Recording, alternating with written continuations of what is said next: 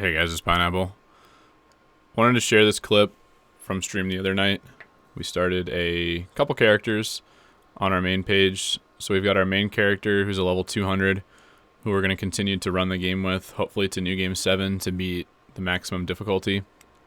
And also run some fun runs with like double shield and bow, throwing knives only, stuff like that. Then we have a second character that's going to be PvP only, which is the character you're seeing right here, but I need to level it up. And so I went to fight Darwin, and this is the resulting matches against him.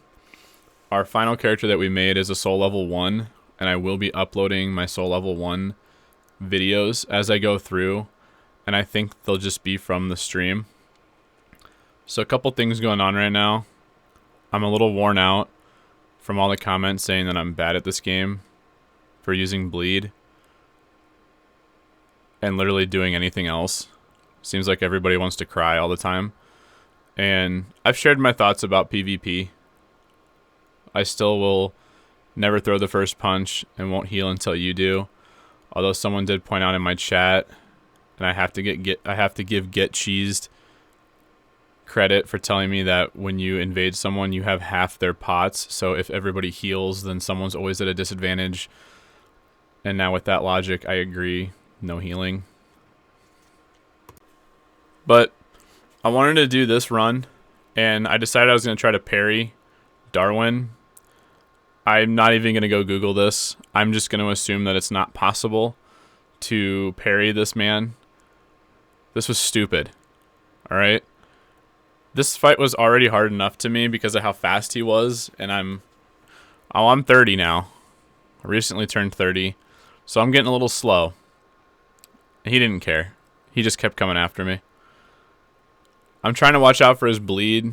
What I should have been watching out for was his speed. And we're going to give up on the parrying here pretty quickly. But what I also found out was that in this second playthrough, because I can't go get my Falling Star Beastjaw or my Bloodhound, well, clearly I don't have Bloodhound because I'm still fighting the guy who gives me Bloodhound, that I need to kind of learn new weapons and learn new approaches to this game. And so here we are with this broadsword, which I thought was a butt weapon, but it's really not. It's actually pretty slept on, to be honest. It's got some decent scaling with strength and dexterity. I don't think it scales with faith just yet, but I am trying to go with a faith build to get the wing scythe at some point. But what I did learn is that there's an ability called square off, which allows you to do a duck and swipe, or a thrust and pierce. And the thrust and pierce, I'm making those terms up. It's just, you'll see it in a minute. It's really, really powerful. I was really enjoying it. And in fact, I used it on a couple bosses and was able to break their poise and get them a critical shot during their fights, which was incredible. I've never done that before. I'm doing what the kids are calling get good. And so I wanted to share all of my attempts on Darwin here, Darrowil, whatever the hell his name is, because I thought they were really, really interesting, because I was learning as I was going, and I told Twitch that I would like to start doing more challenge runs. I would like to complete a soul level 1 run, and if we can honestly do all those things, I might speedrun it. I don't know. I honestly can't stop playing this game or thinking about it. And there's just so much to do, even though I'm on New Game 1 on one character and progressing through the story on a second and a third character. I haven't felt this way about a video game since Halo Reach or Skyrim. It might have even been before both of those, and it might be Oblivion, where I could be running 4 or 5 characters at the same time in like 30-minute intervals, and just really enjoying the different aspects of the game and finding new things that I never found before. And I absolutely love that about this game. I'm starting to also get into the lore of it, which is a lot of fun. But there's so much lore there, and I'm not about to read. I'm not a reader. I'm an audiobook kind of guy. So I'm waiting for the audiobook stuff to come out. You can see that I've given up on the parrying at this point. I said, fuck it. We're not parrying. And so I started using my fireball. I'm getting kind of good at the dodges. And then I get not good at the dodges.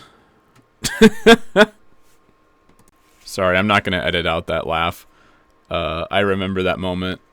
I didn't roll because I'm too old. And he just went right through it. It was incredible. But I'm getting better at recognizing enemy movements and like when to dodge towards them and when to dodge away from them, which is really fun. And as you'll see in my soul level 1 run later, we are starting to learn more game mechanics that could mean that I'm actually good at this game, which would be fun.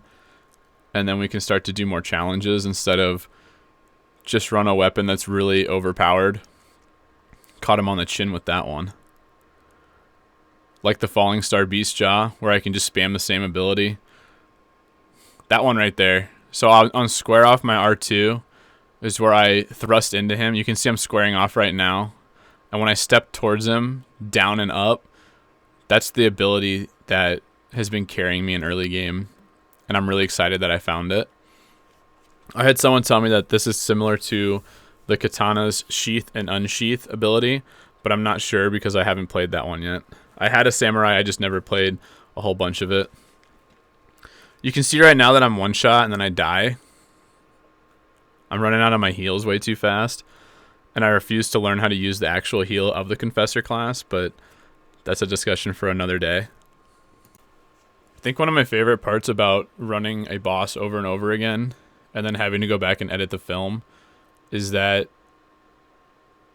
there are some tries you get really far, and there are other tries where you don't get far at all, and they're not in like a progressive order, like, ooh, I got him to 90% health and then 80 and then 70 and 60. It's like, look, I got him down to 70% health. The next time I didn't hit him once. The next time I got him down to 17% health. The next time I didn't hit him. The next time I didn't hit him. The next time still didn't hit him. The next time I broke my window. And then time after that I got him down to half health.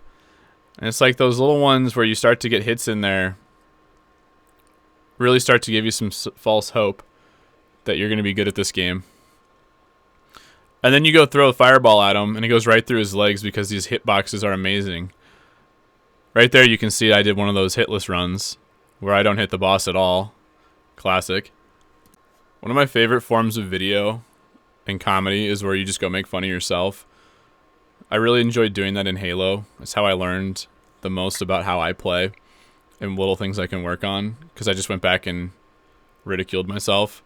So now I'm kind of doing that with Elden Ring, having to watch myself do these boss fights over and over again and just think to myself, Pineapple, you're just stupid. What are you doing there? You can't parry. Why didn't you dodge there? Why are you trying to dump hand in this guy when you're not even close to needing to dump hand? Hope you guys enjoy that too. You can see on this one I didn't want to miss that fireball again, so I walked right up to him to smack him in his lip. Doing some professional dodging, at least on the first one. You can see I'm really disappointed in myself because I should have delayed that. Them adding this delayed heavy attack has got to be one of the worst things they added to this game. And I'm going to die on that hill. It's really hard to figure out when to dodge when every boss seems like they have a delayed heavy. But then some of them have like a delayed heavy. It's the only way I can describe it. I can't use words. So we just celebrated Easter while we go through this one more attempt, or two more attempts before I do my actual good attempt. We just celebrated Easter. I'm not sure if you guys celebrate Easter or not. Maybe you just celebrated Sunday, or maybe you just said fuck the weekend. I don't really know. But we had some really good food over the weekend. My wife made I think it's canned corn. It's not special. But it's like canned corn with, it's not sour cream. What's the other cream? Cream cheese? It's cream cheese. Is it cream cheese? Is cream cheese good? I think it's cream cheese. I think it was a can of corn with cream cheese and jalapenos cut up into it and red pepper. And then maybe butter because it was pretty buttery. It was really good.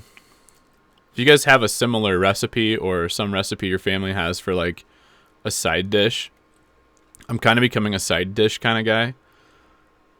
Kind of gives me something to talk about at family gatherings besides politics and why life sucks. So if you have a good recipe, let me know. I hit him there. That was good. Got a couple good dodges in here. If you compare this one to the earlier fight, I look like a completely new guy. I got a lot of damage in here. You can see that that thrust does a lot of damage, which when I ran this game at first, I was not doing a lot of damage because I was using basic attacks. And what I found out is that power attacks do more damage than basic attacks. And I know a lot of people will hear that and go, Pineapple, you're a dumbass. Of course that's right. But some of us need to learn games at like a 5-year-old rate, or whatever you would call it. I was just admiring my healing there. I need things dumbed down for me quite a bit so I can learn the little things that make the difference. But there's a follower on TikTok who makes videos, and he does a soul level 1, and he does more damage than my overpowered, over-leveled character. So I reached out to him and was like, what the fuck am I doing wrong? And he was explaining some mechanics that I just refused to read. I'm learning that reading can help you in the end game with some of these games.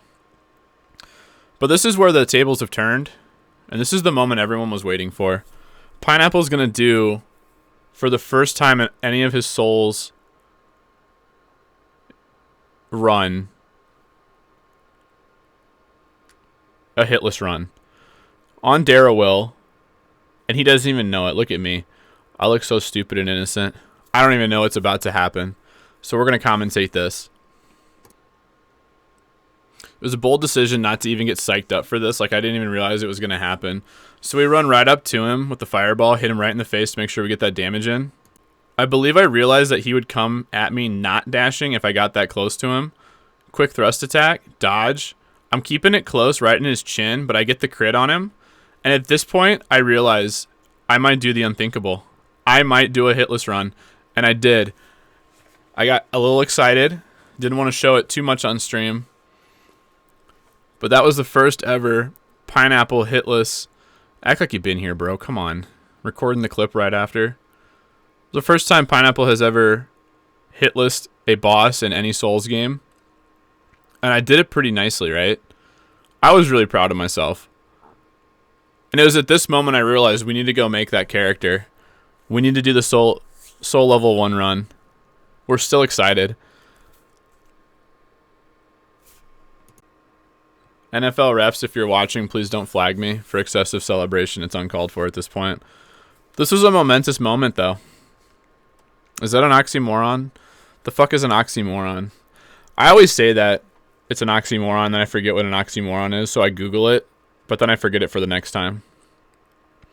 Anyway, I hope that you enjoyed me fighting Darrowwill. Whatever the fuck I'm doing on the screen right now. But that was also the first hitless run I've ever done. So it's a pretty big deal to me. I'm going to try to upload more of these. I'll put my Soul Level 1 video up soon. I want to get a couple of them so you guys aren't waiting. But leave a like and a follow down below or comment. Hit the bell button, whatever the fuck you need to do. Thanks.